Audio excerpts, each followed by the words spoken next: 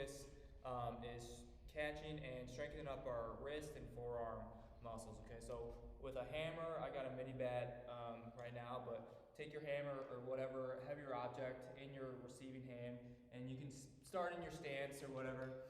And then here, you're just gonna rotate up and back down. Okay, so we're gonna pretend we're catching a lower pitch and really taking that thumb and getting it back up to the sky. Okay, so do like 3 sets of 10, just focus on keeping a good stable body, head still, and just really driving that thumb up, and so that object in your hand is coming back up. And then afterwards, you can have a partner flip you some low pitches where we're just sticking it back up, thinking about taking the thumb back up to the ceiling.